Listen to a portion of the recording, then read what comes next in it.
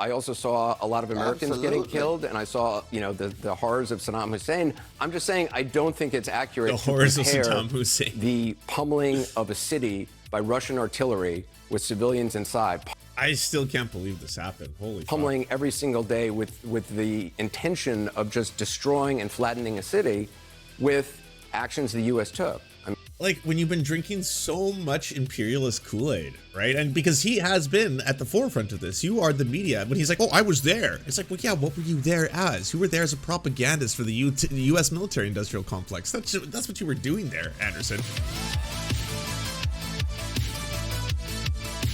And I've offered to donate my time to their campaign every 6 ways a Sunday. And then he goes on, and that happens? You think Anderson Cooper would be able to do that to fucking me? A moron. This guy's a genius, Cornell West. I'm a moron, and I would have mowed through Anderson Cooper. I don't think anyone wants to work with you because of the I don't know, those your words, not mine. But maybe that could be a reason why someone doesn't want you on their political team. Also, I don't know, you've kind of made a brand for yourself of being like super anti-vax and transphobic and generally creepy and weird. I can see why a lot of people don't want to directly associate with that, especially from a political standpoint. What do they have to gain? You know, like, if anything, you should be using your platform to promote him because you want to promote these kind of politics. Not like there should be a quid pro quo where someone gives you enough of their time and all of a sudden it's like, well, that's why you get on the Jimmy Dore show, you know? Did no one tell Cornel West, you have to have your message and you don't stop talking? You don't let Anderson Cooper interrupt you until you get your message out. Did nobody ever ran a campaign over there? No one ever went on an interview? No one knows how to do an interview. An adversarial interview. Jesus fucking Christ. I do. Well, I think he does. Yeah, you definitely look like the person that people should be speaking to. Let me see if I can find any of this interview in its uncensored entirety. Hold on one sec. See what all hype's about. unchecked, he will slaughter people. Well, I mean, unchecked, he will slaughter folk. Unchecked, what we did in Iraq was slaughtering people. Unchecked, what we've done in other places. Unchecked, but sir, variety Dr. of West, other empires Dr. do West, that. Nation states do that, though. No, brother, I and understand. they're wrong. And when they're wrong, you have to pull up. You have to point it out. Look, I respect you. You know, I love you. But I do think. Why does everyone talk to him like that? Every single person I've seen who's interviewed Cornel West has been like, you know, Dr. West, I love you so much, but I just got to say, I can't stand by while I've platformed you and you're saying these things. I thought you were coming on here for completely different reasons. And it's like, you all say you love Cornel West. Have any of you listened to a word that he's ever spoken? You know, like I say this to everybody in both directions, by the way. Sean Hannity brings him on. It's like, oh, Dr. West, we've always loved you. I'm a huge fan of your work, blah, blah, blah. So I just want to say, what do you have to say about this and the fact that Joe Biden is in fact a terrible person and a racist? It's like, well, yeah, Donald Trump's a terrible person and a racist. I mean, he's got associations directly with family members in the Klan. And then Sean Hannity's like, what? I've never heard of this before. Look, I'm sorry, doctor. I'm bringing you on here, and I assumed that you were going to say exactly what I wanted you to say, and we were going to talk about how Joe Biden is the worst racist that ever lived, and here you're talking about Donald Trump. I'm just not happy with this, Same thing with Anderson Cooper. He's like, I thought I was going to bring you on here, and we were going to talk about how bad Putin is, and then you were going to just leave it at that. Why are you talking about the American empire and America's war crimes? What's going on here? I do think it's inappropriate to compare the Russian bombing of Grozny and what we witnessed there with the war in Iraq. I mean, I'm sorry, what? Are you trying to do this weird kind of like equivocation of suffering and like, well, this imperialism was a little worse. You have to admit, right? What Russia is doing right now is quite horrifying compared to what America did in Iraq and any of those campaigns. I mean, yes, some of them may have had a couple light casualties here or there, but ultimately we were fighting for the right things, right? And we were trying to spread freedom. Saddam Hussein was a bad person. Do you know that? Saddam Hussein, and it's like, have you listened to what Russian propaganda is saying right now to justify justify what they're doing over there. They're saying a lot of the same things. It's like they've got to eliminate all these bad people. Apparently Zelensky is a Nazi, and it's a country filled with Nazis, and it's just nothing but the Azov battalion. They rule all over there. I don't know. Everyone there's a Nazi, apparently. So Russia is justified in this liberation project, if you will. A lot of the same language, right? This is a special military operation in order to liberate the people from their own authoritarian ruler. And if we don't do that, that person could essentially damage and directly conflict with all of global hegemony. Like, do you not see some similarities here? And this in both directions, Anderson Cooper, in terms of, like, you should understand why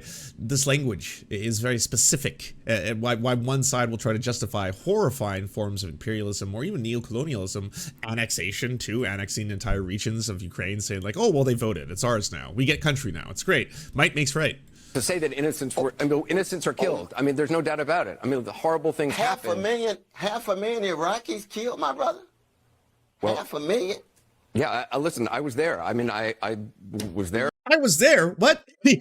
You're reporting on the ground from a military base in Iraq to promote the military-industrial complex, Anderson Cooper. That's a little different. You were part of the entire machine. You know, you weren't raging. You were greasing. You were greasing the fucking machine when you were in there. It's like, oh, it's just another day here to learn about what all these brave soldiers are doing. And what are we calling this? Operation Iraqi Freedom. Yes, oh, apparently we're liberating the Iraqi people from the terrible totalitarian leaders. And of course, there may be casualties, a few of them. They're saying the term cannon fodder, I think is what they're referring to as the, piles and piles of dead children and bodies before me. But we won't film those. We're going to talk a little bit about the soldiers on the ground and what they're experiencing as they try to liberate this country and bring it into freedom 2000. Yeah, great. I was there with troops. I certainly understand. I also saw a lot of Americans getting killed, and I saw, the horrors of Saddam Hussein.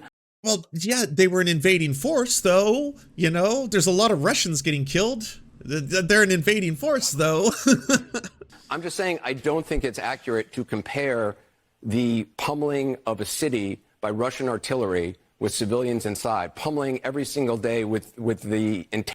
What do you think, Anderson? This is ridiculous to hear in real time. My word. Did you, just because of the name? It had Iraqi freedom in the name. It was Operation Iraqi Freedom. We were freeing them. Do you not? That's different than when Russia is just bombarding an area filled with civilians. That's what America was doing, though. And you were also attacking fucking civilian infrastructure. Like, a lot of war crimes were taking place. Yes, you should definitely be held accountable for all that. And it's why it removes America's standing on the world stage as the hegemonic superpower when they try to posture and be like, this is very bad what is going on right now over there. Do you not understand how bad this is, Dr. Cornell West? And Cornell West, like, yeah, I'm not here to defend Putin. I'm here to tell you that America also does bad. Do you not understand? Intention of just destroying and flattening a city with actions the U.S. took. Later, we made a law that said anyone that's not in a military uniform is a terrorist. There's that. It's really funny though. If anything, I'm again proud of Cornell West. I've seen two separate interviews now, Cornell West on Sean Hannity, now Cornell West on Anderson Cooper. In both cases, this is exactly what I want someone who has a platform, is utilizing it the way Dr. West is, to be able to go onto these shows, these mainstream shows, use your platform of, hey, I'm running for the president too. Okay, what are we going to talk about? Let's hear some opinions that we don't normally hear on mainstream television, right? That's interesting. The last thing in the fucking world is now we need to hire Jimmy Dore. Jimmy, why are you getting upset about this? The ego on this guy.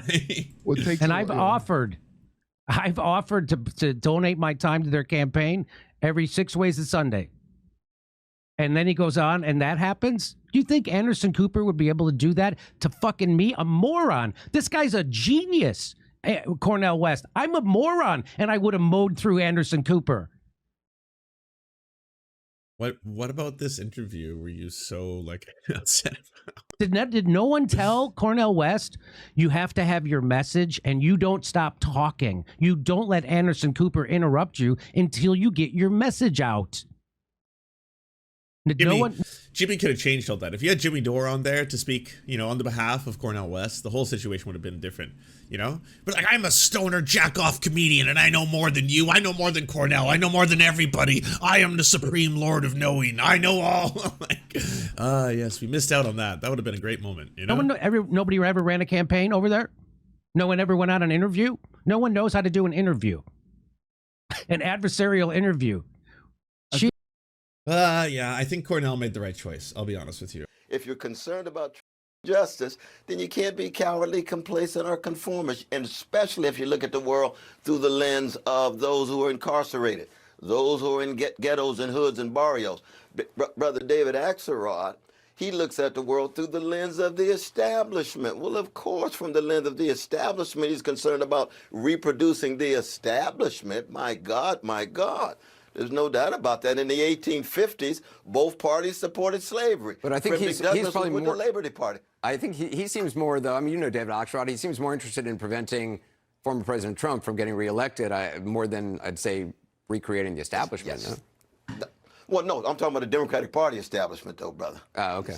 The Axelrod is. You see what I mean? You would agree. Well, he's very much part of the Democratic Party establishment. Well, listen, I was there. I mean, I was there. I was there with troops. I certainly understand. I also saw a lot of Americans getting killed, and I saw, you know, the horrors of Saddam Hussein. I'm just saying I don't think it's accurate The to horrors of compare Saddam Hussein. the pummeling of a city by Russian artillery with civilians inside. I still can't believe this happened. Holy fuck. Pummeling every single day with the intention of just destroying and flattening a city with actions the U.S. took. I mean, Like, when you've been drinking so much imperialist Kool-Aid, right? And because he has been at the forefront of this, you are the media. But he's like, oh, I was there. It's like, well, yeah, what were you there as? You were there as a propagandist for the U.S. military-industrial complex. That's what you were doing there, Anderson. To be sitting there and be like, once again, we're here in Fallujah, and I have to tell you, there's some really bad stuff going on. There's this Saddam Hussein. He's a bad dude. Yeah, apparently he's got a whole bunch of weapons of mass destruction that he's going to be using to destruct massively, unless we stop him. That's why we got to liberate city after city as we continue to bombard all of these terrorists. By the way, terrorists, if you're a terrorist, you're bad. Yeah, hopefully we can find out more information by taking a whole bunch of them and then shipping them off to Guantanamo, where we'll really get some advanced interrogation techniques getting in action. I don't know. Yeah, white phosphorus is amazing, safe and cool. Wars, horrible things happen in wars, and it's horrible. War, that's absolutely. But I mean, you know, and I know any comparative analysis of levels of barbarity and cruelty is going to lend itself to this ugly algebra of blood that we don't want to get into. But all I'm saying is you can't just jump into a situation where people are being treated barbarically. There's no doubt that Ukrainian people are being treated in a barbaric way. That's that murderous way. There's no doubt about that. But the context is one in which that did not have to be if the expansion of NATO, and NATO is an arm of the American global power network. It's but just what you're saying, though, in Ukraine, what you're saying, though, in Ukraine is that the Ukrainians, they're just going to have to compromise and give up their land. So I see. This is probably the part that Jimmy got really pissed off about, because right here he's hoping that he's going to be like, "Oh, boy, Anderson, you're part of the deep state." Because they're just in the wrong place. No, I'm not saying that. Well, you've said there have to be hard compromises on all sides. You said there have to be. But this is what the liberal media is going to want to do, to kind of distort Cornell West's positions, right? They gotta position him in such a way where it's like, well, are you trying to say that you're justifying the horrifying atrocities that are happening to Ukraine right now? And I disagree with Cornell's stance, by the way. I personally don't believe that you can look at what's happening and say that, hey, this was exclusively because of American expansionism, and this was just a retaliatory move that was done. Absolutely not. If you look at an analysis of what happened in terms of holding off NATO, annexing Crimea, for example, that's enough to prevent other nations from wanting NATO, from allowing Ukraine to enter NATO, because it's like, well, yeah, but there is that entire problem right there. That alone is enough for us to say we're not going to vote right now, because this could pull us into direct international conflict with a superpower and the world's largest nuclear superpower. So,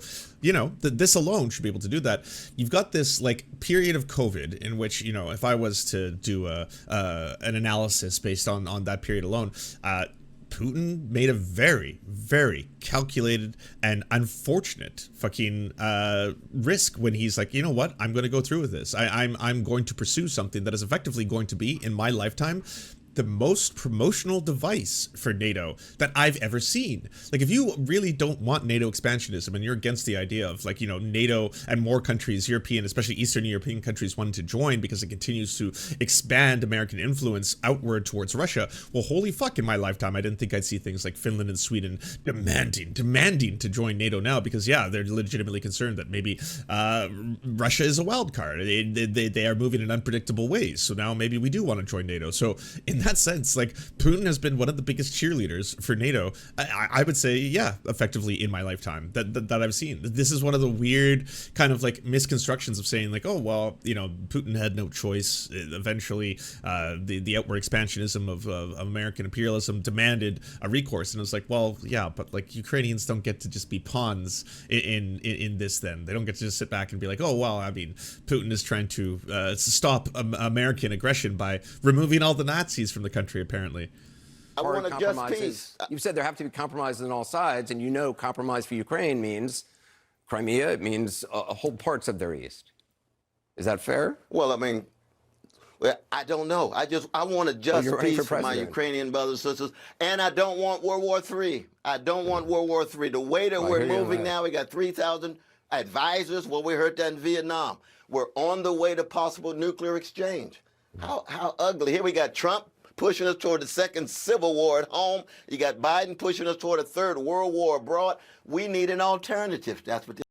That's where I would disagree. I would say that they, while clearly are doing what they can to benefit the military-industrial complex, because they're the winners in all of this, you know, as America doesn't have to have direct, you know, boots on the ground, even though they have training boots on the ground, but direct, you know, conflict in terms of having soldiers and direct one-on-one fights with Russia. They are still, yes, providing a vast arsenal of weaponry to Ukraine, which is providing a very strong resistance force for Russia. And at this point, again, effectively has been such a calculated mistake on the behalf of Putin to have gone down this way. This campaign's probably about, my brother. Okay. So that's what Cornell West was super pissed off about. All right, now I'm caught up.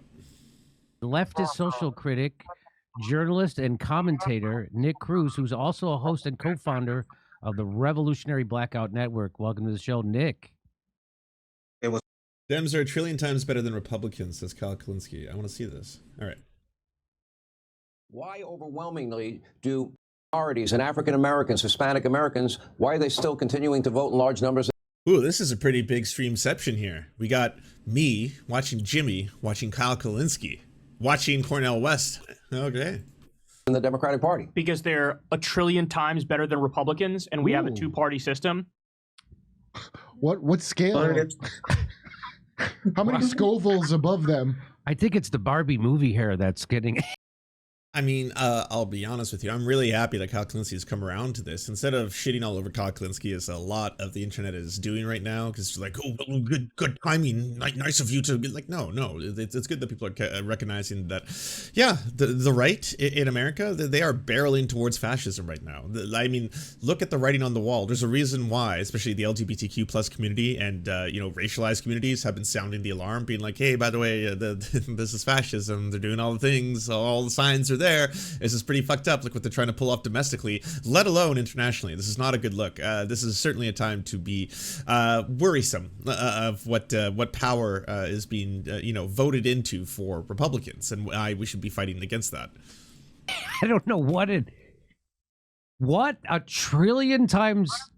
Nick, do you want to just jump in, and what would you like to say about? My friend Zankin said the hair dye is getting to his brain. It's like these people now worse than his old hair. He's like Ken without the charisma. Yeah, after the. So are you saying that you think he's pretty? It's like a Ken doll, you know. But at least these Ken dolls have a little bit more attitude, if you know what I'm saying. Campaign. These people just became full-fledged Democrats now. They don't even hide it now. And they endorsing a guy who literally cut millions of people from the health care. That's what they are saying is better than the opposition. I remember when they used to be against ICE. Jimmy, do you remember that? When they used to say abolish ICE. Joe Biden is funding ICE $6 billion more than Donald Trump did. They had a border industrial complex, Comic-Con, where they was talking about like, man, it's crazy how much Joe Biden is actually funding us more than the Republican administration. Well, they got all these new toys, they got robot dogs. That's because of Joe Biden. But they don't care about that. The Democrats in unison voted to crush a railroad strike, which is fascism. Yes. By the way, yeah, you can name all of the things that Joe Biden sucks for. He does. There's a number of them. I'm not a fan of Joe Biden. I've said before, Joe Biden is a fucking piece of shit. Joe Biden is a massive ass racist. He's a war criminal too, by the way. He's one of the people who did effectively really push for elements of the Iraq war. He had a bigger hands-on approach than most Democrats in that period of time. So yeah, Joe Biden sucks. Guess what? We're adults. We're grown up. We can make adult decisions. If you have a two-party system in the United States, and there's one of two options. One of those two options is basically effectively doing this whole fascist thing where they're like, yeah, we want to get rid of LGBTQ plus people. We have an eliminationist project.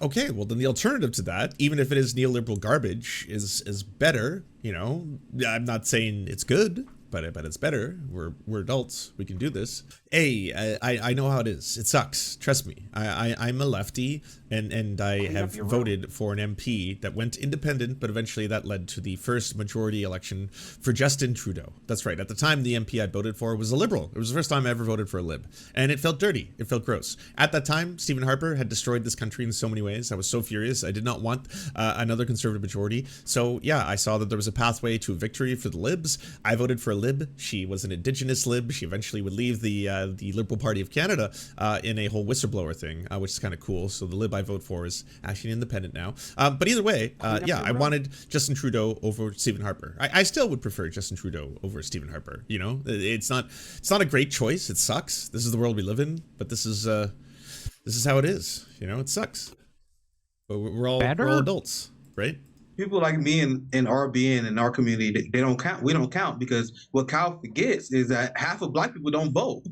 And then you take the amount of Black people who do vote, you have around 20% that vote Republican, Independent. So you don't even have half of Black people who vote for Democrat. And you can tell that he's a Democrat operative because he said that we're looking at these policies and we made this calculated decision that Democrats are better. And I'm telling you, for the people who do vote Democrat, they vote out of their civic duty. They're not making this calculation. Oh my God, Joe Biden is factually better than Donald Trump. A lot of people vote just out of civic duty, but a lot of people don't because they know the system has failed them. Yeah, a lot of people do not vote. That much is true. Do you enjoy the Serfs but prefer not to have to use your eyeballs? Many are saying this. Well, we've got the solution for you. It's the Serf Times in podcast form. Available on most major podcasting networks now. If you enjoy it, please consider leaving a good review and feedback because it really helps the show out, apparently, and it's free, just like the podcast. Thank you kindly to our Lord and Saviors Peyton L. Just and Xander Corvus. Without you, we are nothing. And now, a shout out to our Knights of the Square Table. Amazing Flesh, Anna Loves Riley, Adrian McCarthy, DM Rivera, Doug Cady, Everything Important, Hegbard Celine, Izzy Solidarity, La Media Panza, Matthew Scarborough, Multimondi, Metal, Omni, Peanut Butter Blonde, Political Papi, Quiet 185, Rachel K, Riley and Anna, Roller Dragon, Kubi, Cernicus, Spinach Monster, Stellar Vision, Sebastian Dimmel, Thomas, Trevbot EXE, Lucidry, Words Greenwood, Cheryl Alvarez, Tony Perkins, Thomas, O'Pecker, Travis McClinton, and Victoria Bell. Thank you so much. And a huge shout out to all the other people who make this entire show possible. Without you, it would not exist. If you can support us, please go to patreon.com/theserfs, and even $1 can help unlock all of the little goodies and help make this show entirely possible.